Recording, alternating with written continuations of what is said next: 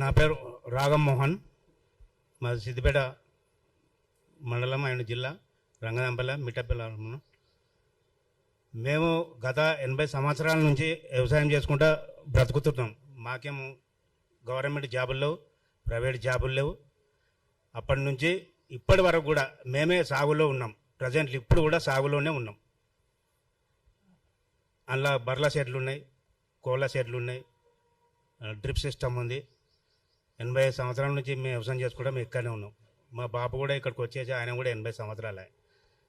ఇక మా బాపు అన్నములు వాళ్ళు వరంగల్ ఉంటారు, వాళ్ళ బిజినెస్లు అక్కడ వాళ్ళు వ్యాపారం చేసుకుంటా బిజినెస్ చేసుకుంటా వాళ్ళు ఉన్నారు. మా బాపు మాత్రం అప్పుడు ఆ రోజుల్లో మా తాత రాగమల్లె, మా నాన్న పేరు రాగమల్లె, ఆయన ఇక్కడికి పంపించిండు. నువ్వు అక్కడనే వ్యవసాయం చేసుకుంటా అక్కడనే బతుకో, అక్కడనే ఉండిపో అని చెప్పేసి ఇక్కడికి తోలిండు సిద్దిపేటకు. అప్పటి నుంచి ఇక్కడనే ఉన్నాడు ఆయనే. మేము అందరం ఇక్కడనే పుట్టినాం. 80 సంవత్సరాలు 90 సంవత్సరాలు ఆయన ఇక్కడనే వ్యవసాయం చేసుకుంటా బతికిండు. ఆ ఊళ్ళో కూడా ఆయనకు ఒక పేరు ఉన్నది, మంచి పేరు ఉన్నది, ఒక పెద్ద మనిషి లెక్క మంచి గౌరవం ఉన్నది. ఆ విధంగా బతికిండు. ఆయన వ్యవసాయ భూమిలో ఎంతోమంది మా రంగదంపల్లె గ్రామంలో ఎంతోమంది కూలీలు బతికారు, కొన్ని వేల మంది కూలీలు బతికారు గత 80 సంవత్సరాల నుంచి. ఆ విధంగా సాగు చేసుకుంటా ఇప్పటి వరకు ఆయన మా బాపు చేసిండు. మా బాపు తర్వాత ఆయన కొడుకుల మేము ముగ్గురం అంటే మా అన్న పెద్ద రాగం రాజా, రఘు రెండో అన్న, నా పేరు రాగమోహన్, ముగ్గురం. వాళ్ళు కూడా ఆడ వ్యవసాయం చేసుకుంటా మా పెద్దన్న రాగం రాజా ఆ బావి చుట్టూ చెట్లు కొట్టుకుంటే ఆయనతో బావిలో మిస్ అయి పడిపోయాడు, చనిపోయాడు స్పాట్లో. అందులోనే ఆయన దాన కర్మాలు కూడా అక్కడనే దొడ్డికన్నా జరిగినాయి, ఆ బావి దగ్గరనే జరిగినాయి. ఆయనకు ఆ ఇల్లు కూడా లేకుండే, ఆ బావి దగ్గరనే జరిగింది, ఆ బర్ల కొట్టాల దగ్గరనే. అది అందరూ సిద్దిపేట మొత్తం సర్కిల్లో కానీ ఎక్కడ సిద్దిపేట జిల్లా సర్కిల్లో మొత్తం అందరికీ తెలుసు. ఆ జనం కూడా ఆయన చనిపోయిన రోజు ఆ దాన కర్మాలు కూడా అక్కడనే జరిగినాయి. అది మా పాలి వాళ్ళకు కూడా తెలుసు, అందరికీ తెలుసు. ఆయన చనిపోయి ఒక 10 సంవత్సరాల తర్వాత రీసెంట్లో మొన్న 2 సంవత్సరాల కింద రెండో అన్న రాగం రఘు ఆయన కూడా సూసైడ్ చేసుకొని చనిపోయాడు అక్కడనే. మా పెద్దన్న అయితే ఏడ చనిపోయాడో బావి దగ్గర, ఆయన కూడా పురుగుల మందు తాగి చనిపోయాడు. ఎందుకంటే వీళ్ళ వేధింపుల వల్ల, మా పాలెవల వేధింపు వలన, ఈ రాజకీయవేత్తల వేధింపుల వలన ఆయన మనసుకు చాలా బాధ అనిపించేసింది. ఇది ఏం జీవితం ఏదనేది. ఒక పురుగుల మంది తాగి చనిపోయాడు ఒక బిఫోర్ 2 సంవత్సరాల క్రితం. మరి ఈ మధ్యకాలం నుంచి ఈ విధంగా మరి పొన్నం ప్రభాకరు మరి ఆయన మంత్రి ఉండి కూడా, బీసీ మంత్రి ఉండి కూడా మరి ఏంది బీసీలకు ఇదేనా ఆయన పరిపాలన? ఆయనకు ఉన్న హోదా ఏంది? ఆయన చేయవలసిన పని ఏంది?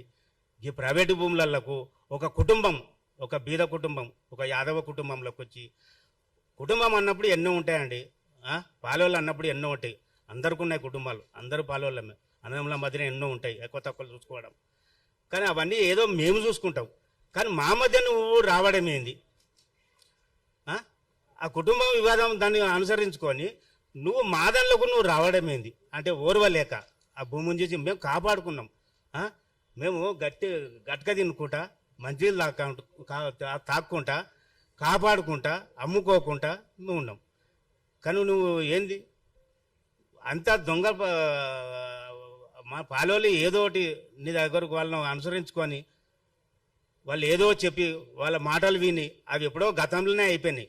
మా తాతగారు రాగమల్లె అప్పుడే 85లోనే మా పంచోడు ఇప్పుడు మా అబ్బాయి చూపించినట్టు అది ఎప్పుడో అయిపోయింది. అది అక్కడ వాళ్ళకి అయిపోయింది, ఇక్కడ మాకు వచ్చేసింది, మా బాబుకి వచ్చేసింది సిద్దిపేటలో ల్యాండ్.